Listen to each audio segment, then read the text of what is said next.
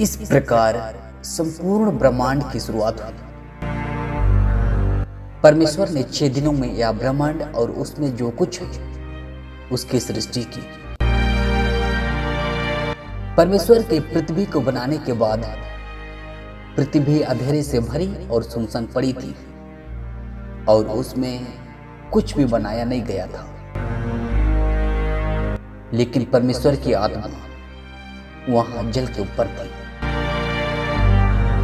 तब परमेश्वर ने कहा उजियाला हो, तो उजियाला हो गया। परमेश्वर ने उजियाले को देखा कि अच्छा है और परमेश्वर ने उजियाले को दिन कहा। परमेश्वर ने उजियाले को अंधकार से अलग किया और अंधकार को परमेश्वर ने रात कहा। परमेश्वर ने सृष्टि के पहले दिन उजियाले की सृष्टि की।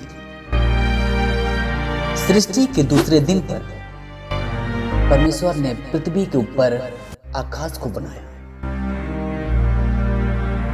तीसरे दिन परमेश्वर ने जल को सूखी भूमि से अलग कर दिया। परमेश्वर ने सूखी भूमि को पृथ्वी कहा और जो जल इकट्ठा हुआ उसको उसने समुद्र कहा। फिर परमेश्वर ने कहा पृथ्वी पर हर प्रकार के पेड़ और पौधे उगे और वैसा ही हो गया। परमेश्वर ने देखा कि जो सृष्टि उसने की है वह अच्छी है। सृष्टि के चौथे दिन परमेश्वर ने सूरज, चंद्रमा और सितारों को बनाया। परमेश्वर ने पृथ्वी को प्रकाश देने के लिए और दिन और रात, मौसमों और सालों को चिन्हित करने के लिए उन्हें बनाया। पांचवें दिन परमेश्वर ने जल में तैरने वाले सभी को और सभी पक्षियों को बनाया।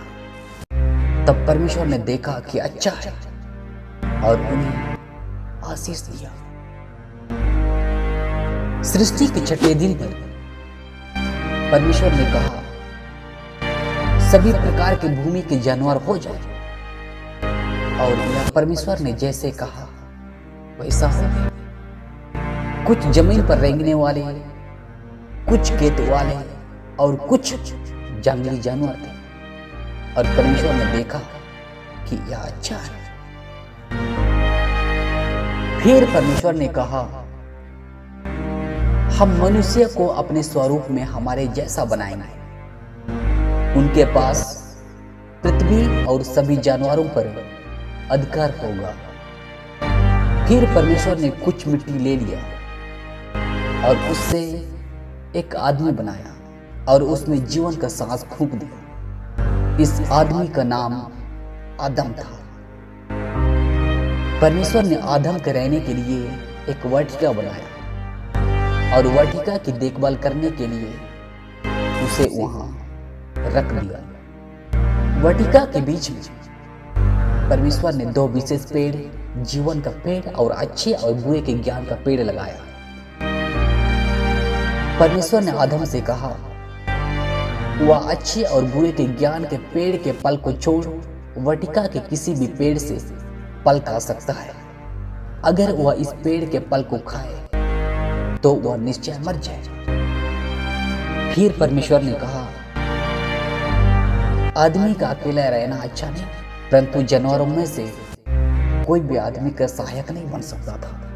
इसलिए परमेश्वर ने आदम को एक गहरी नींद में डाल दिया। तब परमेश्वर ने आदम के पसलियों में से एक से औरत को बनाया और उसे आदम के पास लाया। जब आदम ने उसे देखा और कहा यह मेरे जैसी है, क्योंकि वह आदमी से बनाई गई है, इसलिए उसे औरत के नाम से जाना जाए।